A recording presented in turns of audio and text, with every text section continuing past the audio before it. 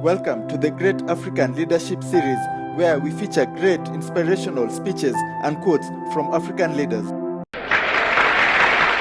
Fellow freedom fighters, comrades and friends, it is my great pleasure to welcome you to Accra and to this conference of African freedom fighters and supporters of the growing movement for Africa's liberation and unity. It is good for our cause to have a periodic meeting of this kind to examine our position in the great struggle to rid Africa completely and forever of imperialism and its handmaidens, colonialism and neocolonialism.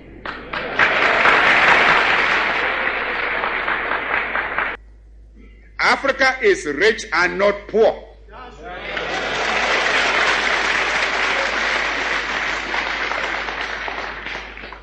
As the great wealth that has been taken out of our continent over 5 centuries of spoliation and extortion very well proves.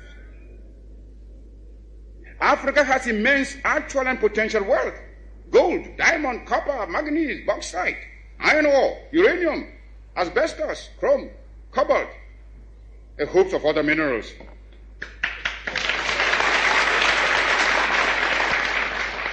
Our essential agricultural produce have all been drained away by colonialist imperialism. Africa is far from being poor. It is Africans who are poor, not Africa.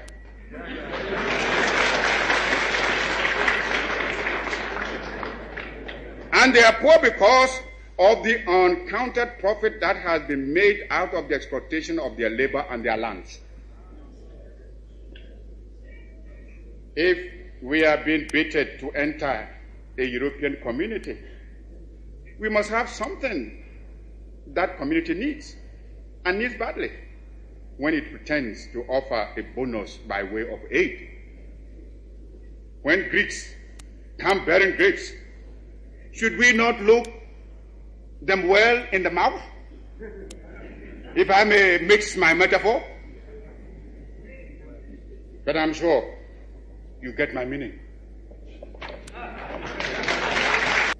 I raise this point so that it will stay in your minds when you may be tempted by the seductive promises of new colonialism to forget the real character of colonialist imperialism and be persuaded away from your own true interests and those of Africa.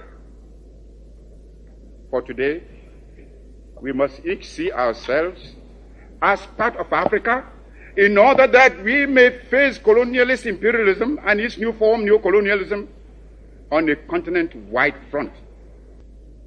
This requires some plain speaking. And for the sake of Africa, let us speak plainly.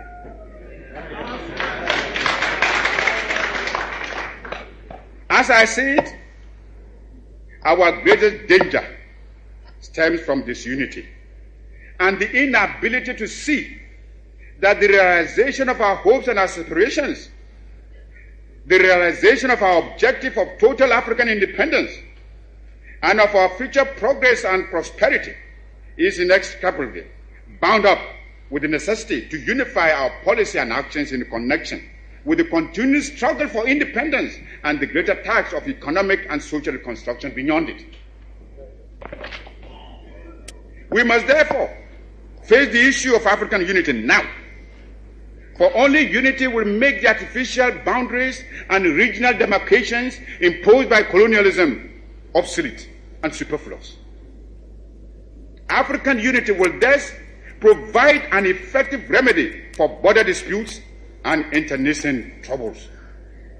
In a united Africa, there could be no frontier claims between Ethiopia and Somalia, or between Zanzibar and Kenya, Guinea or Liberia, or between Ghana, Togoland and the Ivory Coast.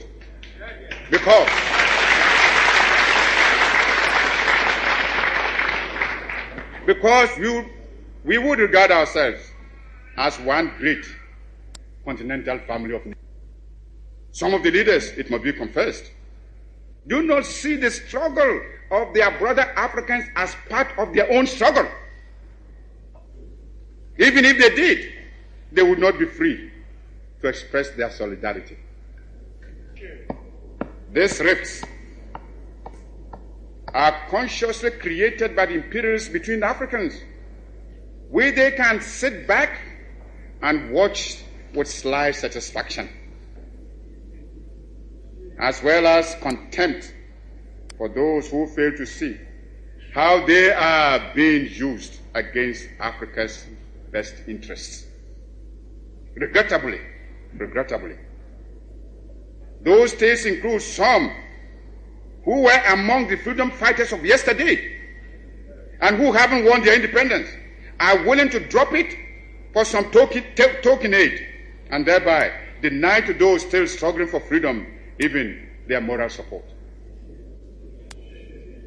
Here is a phenomenon against which all African freedom fighters must be on their guard and resist to the utmost.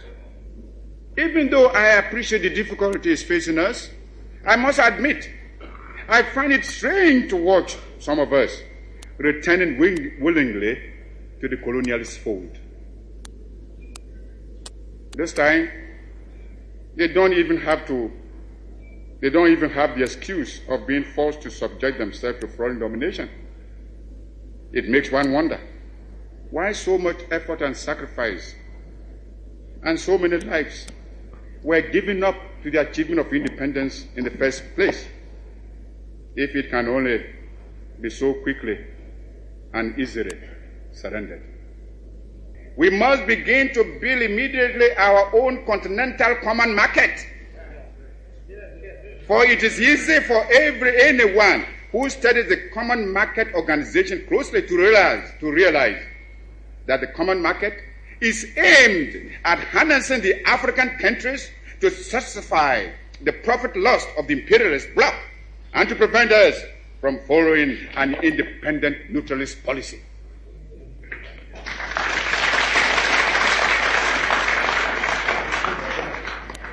It is easy to see that the imperialists and the colonialists are determined to retain the African countries in the position of suppliers of cheap raw materials.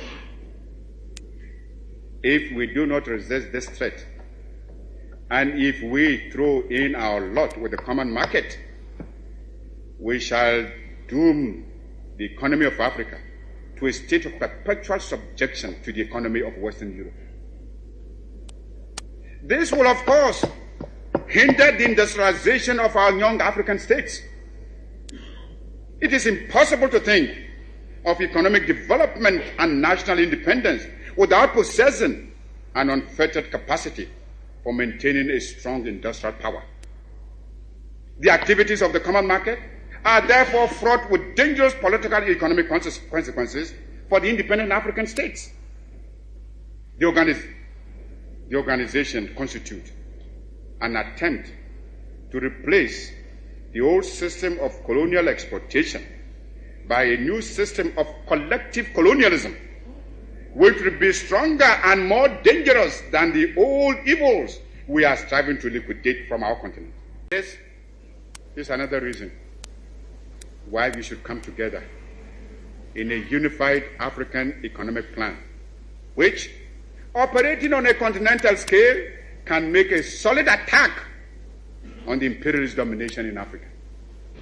We should, without delay, aim at the creation of a joint African military command.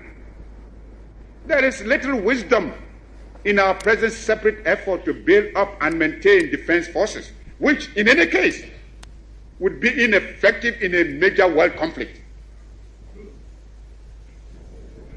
If we examine this problem realistically, we would ask, which single African state could protect itself against an imperialist aggressor? And how much more difficult this would be when some states are allowing the imperialists to maintain bases on their territories. I have already referred to the military forces with South Africa is raising and the danger it poses for the new African states and the struggle of those still in chains. Only our unity can provide us with anything like adequate protection. Those problems can best be met within a unified Africa, and it should be possible in the higher reaches of our endeavor to devise a constitutional structure which will secure the objectives I have outlined, and yet preserve the sovereignty of each of the countries joining the Union.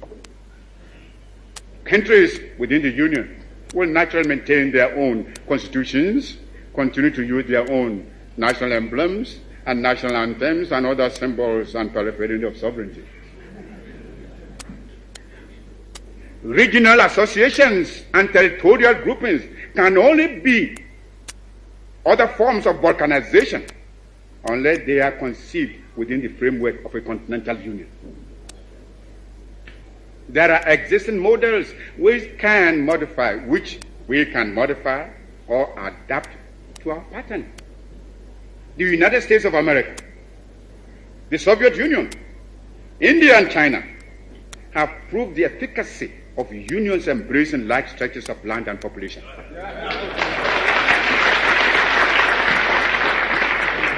Long live African freedom fighters.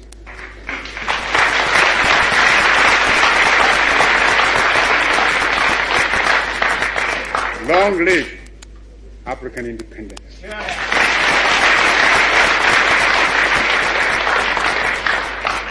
Long live your struggle.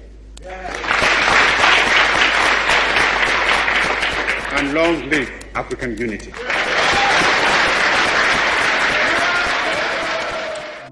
And share this video with friends and family to support the channel.